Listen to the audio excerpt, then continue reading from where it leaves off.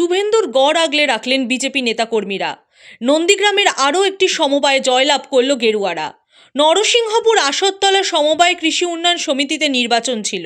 ৬৩টি আসনের মধ্যে বিজেপি ৪৫টি আসনে জয়লাভ করল। তৃণমূল পেল ১৮টি আসন। নন্দীগ্রাম বিধানসভার বয়াল ২ নম্বর গ্রাম পঞ্চায়েতে রয়েছে নরসিংহপুর আসরতলা সমবায় কৃষি উন্নয়ন সমিতি। এই সমিতির পরিচালন কমিটির মেয়াদ অনেক আগেই শেষ হয়ে গেছিল।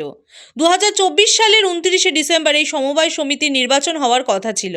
তবে নির্বাচনের ঠিক আগেই প্রশাসনের পক্ষ থেকে যথেষ্টভাবে নিরাপত্তা দেওয়া সম্ভব নয় বলে জানিয়ে দেওয়া হয়। অবশেষে আদালতের নির্দেশক্রমে রবিবার নির্বাচন অনুষ্ঠিত হলো। পুলিশের কড়া নিরাপত্তা ছিল সেখানে। দুপুরে ফলাফল বের হতেই বাঁধ ভাঙা উচ্ছ্বাসে মেতে ওঠেন বিজেপি কর্মীরা। একে অপরকে গেরুয়া আবিরে রাঙিয়ে দেন। কোনো জায়গায় তো নন্দীগ্রাম বিধানসভায় যে কোনো সমবায় সমিতি নির্বাচন করতে গেলে হাইকোর্টের দ্বারস্থ হতে হয়। এখানেও সেই একই রকমের পুলিশ প্রশাসন সম্পূর্ণ অসহযোগিতা করেছিল প্রাথমিকভাবে। এখন বাধ্য হয়ে হাইকোর্টের অর্ডার নিয়ে আবার নির্বাচনে সম্পূর্ণ সহযোগিতা করেছে এবং নিরপেক্ষ ভোট হয়েছে। তার ফলাফল আমরা পেয়েছি। আমরা ৪৫-১৮তে জয়যুক্ত হয়েছি।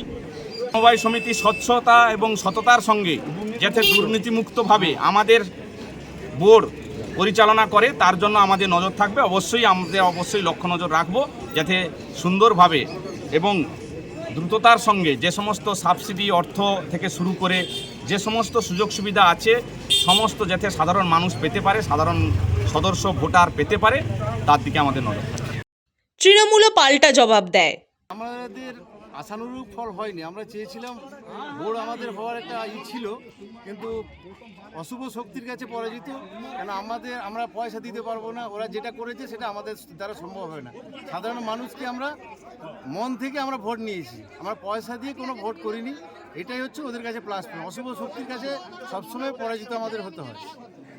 আমরা আশাবাদী ছিলাম না, আমাদের যেসব ইয়েগুলো ছিল আমরা আশাবাদী ছিলাম আমরা জয় হওয়ার পক্ষে, কিন্তু অশুভ শক্তির কাছে আমরা পরাজিত হই।